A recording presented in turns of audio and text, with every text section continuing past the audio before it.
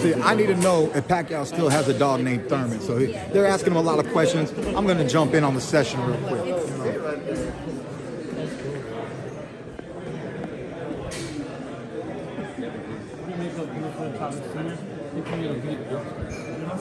Oh, thank you. Ulysses Chavez is one of my favorite fighters in the world. Now, since 1990s, I always watch his fights. 1990, before I became a boxer.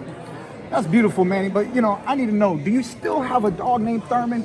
Is the dog, huh? Do you still got the dog? Huh? My doctor has a dog. I go to her office every week, and the dog's name is Manny.